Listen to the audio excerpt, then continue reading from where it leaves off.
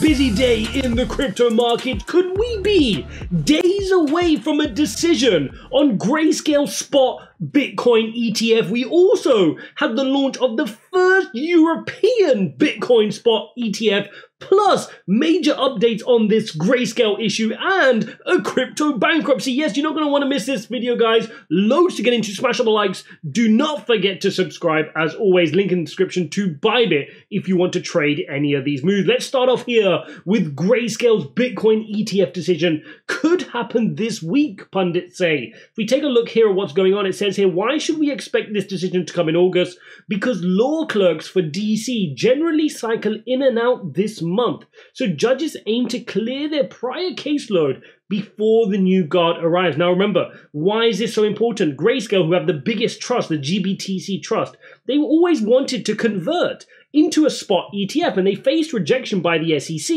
They went ahead and appealed that, and now it's this ruling on the appeal, which we're waiting to hear back from the SEC on. So we're going to wait to hear what happens there. That's going to be huge for the rest of the Bitcoin spot ETFs. You guys know, whether it's the ARK ETF, whether it's the BlackRock one, a lot of these will set precedent, right? If one gets through, we expect numerous to get through, and that is going to create a cascading effect in the US where major institutions can on-ramp onto holding actual BTC. That's the important part of having a spot ETF. They're going to hold actual BTC, taking away supply and driving up the price. That's why this is such a big deal here in this crypto space. Now, if you follow me on Twitter, you would have seen earlier today that I posted that Europe launches its first spot Bitcoin ETF. Jacobi Asset Management, headquartered here in London, has introduced the inaugural European spot Bitcoin exchange traded fund. So again, big news. It's in Europe. Yes, it's not the US one, but it's a major step. Remember, ETFs mean people will hold the underlying asset. This is good. It's creating institutional adoption. And these things, if they were happening in a bull market, guys, will be driving the price up rapidly. But this is good.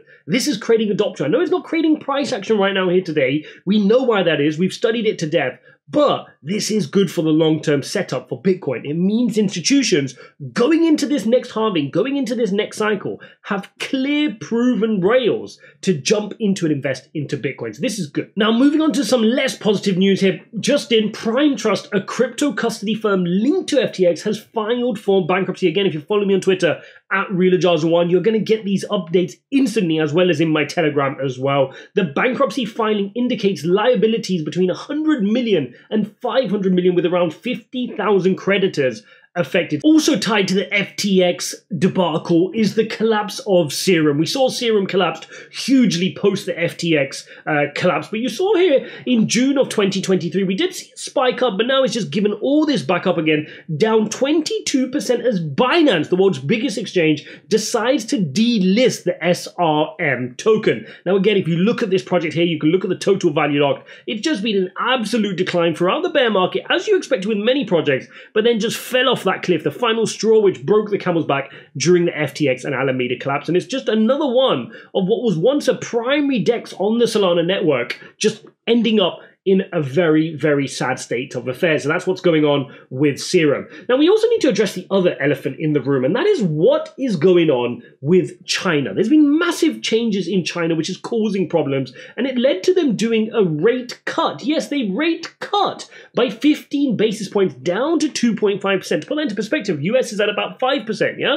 So 2.5%, but they're still struggling to soothe the investor concerns, and there is still slowing. If you look at the industrial production in China, it increased by 3.7% in July, which is less than expectations. Retail sales also grew less than expected. And remember, if China has a cough, the rest of the world does get a cold. There's hugely interconnected, of course, with China being the world's manufacturing hub. This will have ramifications. You will see that does have a dampening effect here on the US markets. NASDAQ down 0.32%, S&P down 0.4%. Now the US markets are losing some of the momentum it was having over the last few months. If we see how that translates across into Bitcoin, you see Bitcoin having a relatively flat day here today, but again, struggling to really provide itself with any direction, right? And whenever there's a lack of direction to the upside, normally means that there's a bit of a weakening and maybe more of a pullback here to the downside. So if we look at this, again, trying to hold that daily EMA ribbon. You guys know I'm personally waiting for a pullback into the weekly EMA ribbon around that 27.7 to 28k level mark,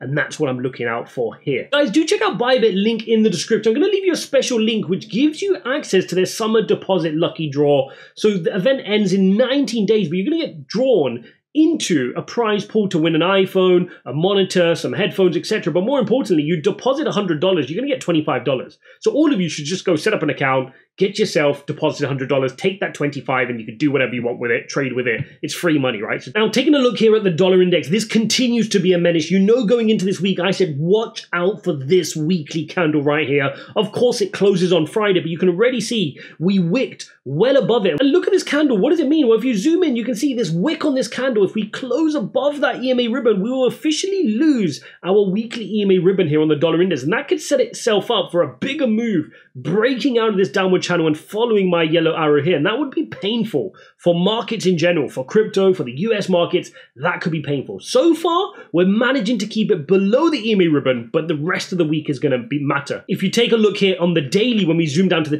daily time frame, you can see today is a bit of a risk off day, incidentally, here for the dollar index. It is getting rejected here, but it's very odd how there seems to be a correlation now over the last few days between the dollar index and Bitcoin. It's like normally it's supposed to be inverted, right? If the dollar index is having a bad day, Bitcoin's having a good day. But it's been the opposite. Dollar index had a positive day the other day. Bitcoin eked out a positive day. Now the dollar index is having a negative day slightly. Bitcoin's having a slightly negative day too as well. Slightly odd markets, but I don't think this is going to carry on for long. Ultimately, if this dollar index breaks this channel, has an extended move to the upside, Bitcoin will struggle to do well in that climate. So we need to, must get this rejected from here and send it back to the downside. That's going to be really, really important if we want Bitcoin to do well over the next few months. So there you have it, guys, a jam-packed Tuesday here in the crypto markets. Let me know how you're feeling about these markets. Are you DCAing? Are you trading? How are you feeling about it? Are you just falling out of love with crypto after this prolonged market? You're going to love this video here, so go check that out, and I'll see you in